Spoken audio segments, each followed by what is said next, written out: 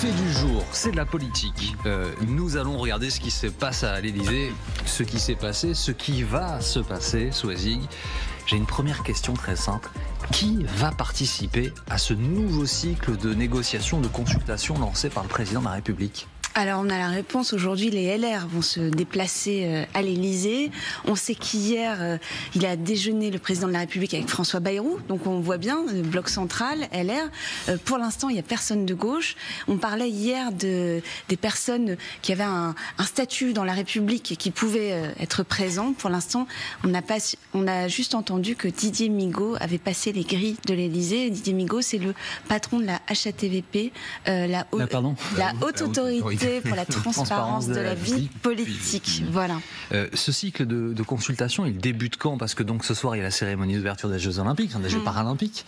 Demain, direction la Serbie pour 2 jours de voyage d'État. C'est-à-dire que les consultations débutent sans le président de la République, avec son entourage, ou avec lui plus tard ? Non, il consulte encore aujourd'hui. Il part en Serbie demain après-midi. Donc c'est vrai qu'une partie de la journée d'aujourd'hui va être consacrée ensuite à la cérémonie d'ouverture des Jeux Paralympiques. C'est un événement très important. Le président de la République a suivi de très près les Jeux Olympiques. Il va être très présent aussi pour les Jeux Paralympiques. Il part demain après-midi, donc il peut encore éventuellement voir certains de ses invités demain matin. Et puis en Serbie, il reste 1 jour et demi. Donc après, il reste le samedi. Et puis on peut prendre une décision le dimanche ou le lundi. Il a donné deux indications. Il a dit lundi qui déciderait d'un Premier ministre sous huitaine. Et hier, à certains de ses interlocuteurs, il a dit que ce serait avant la fin de la semaine. Donc voilà, dimanche, lundi. Et il aurait dit aux représentants des indépendants, le groupe Lyot, qu'il s'agirait d'une personnalité politique. Ouais. Ce sont les échos que nous avons eus à l'issue de leurs échanges. C'est quand même un poste politique, le poste de Premier ministre. Mais la question, Soisig, c'est est-ce que c'est au président de la République, finalement, de travailler aujourd'hui ? Moi, je dirais que c'est plutôt à ceux ou celles qui sont dans la peau d'un Premier ministre ou d'une Première ministre, de constituer autour d'elle un échantillon représentatif, arriver devant le président en disant voilà, j'ai une majorité pour telle politique. Oui, mais on est sous la 5e parce que c'est le président de la République qui nomme le Premier ministre. C'est comme ça que ça se passe. Après, c'est pas le président de la République qui construit la majorité. C'est vrai. Donc il va nommer un ou une première ministre qui devra ensuite essayer de trouver la fameuse majorité stable que personne ne voit pour le moment. Alors à gauche, on est très en colère. Vous le savez et nous vous l'avons raconté à plusieurs reprises.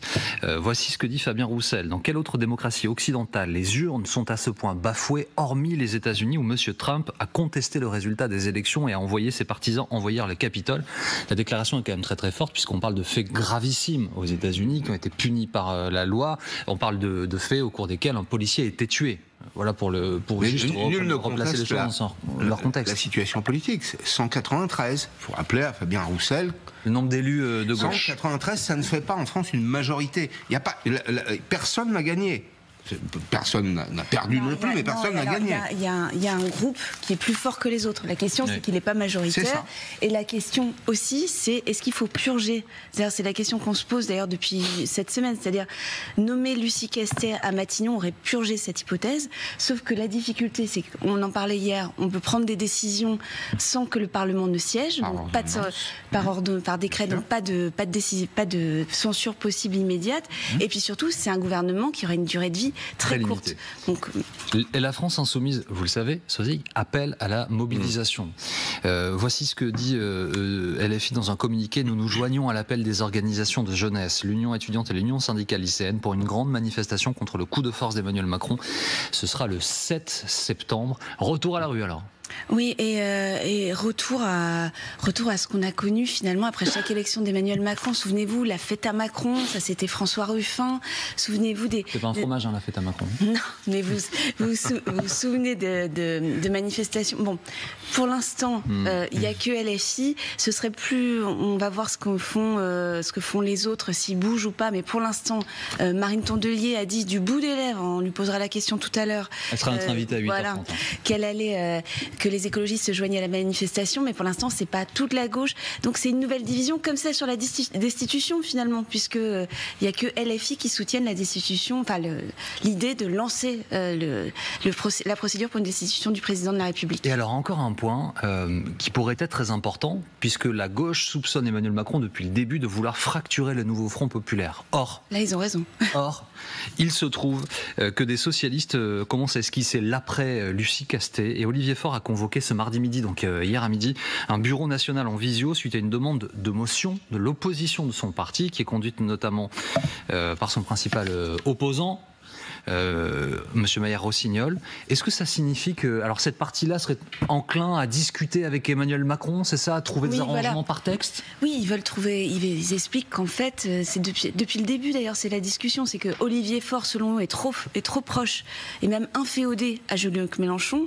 Eux sont pour une gauche de gouvernement réformiste dans la tradition du hollandisme finalement, et disent écoutez, voilà, Emmanuel Macron nous tend la main, sauf qu'il faut obtenir des choses en échange, c'est-à-dire que ça peut se jouer sur la fiscalité, ça peut se jouer sur le SMIC, ça peut se jouer aussi sur un retour partiel sur la réforme des retraites que certains commencent à esquisser dans le camp macroniste.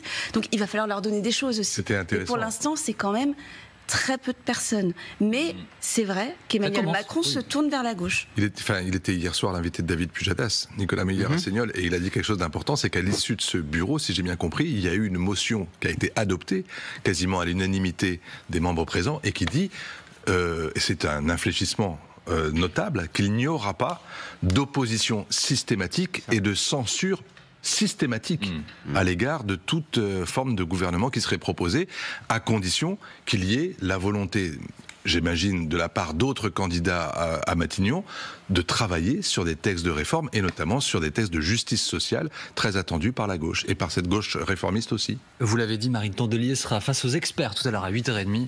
La patronne des écologistes, nous aurons l'occasion de l'interroger à ce sujet. Dans quelques secondes, il est 6h15, restez avec nous. Nous allons vous parler des préparatifs de la cérémonie des Jeux Paralympiques. C'est ce soir que la fête recommence. Et puis avant 6h30, Raphaël Maillochon nous rejoindra sur ce plateau du service police-justice TF1 LCI. Nous reviendrons avec lui sur les derniers développements dans l'affaire Diego Radou, du nom de ces deux rugbymen français accusés en Argentine de viol aggravé. À tout de suite.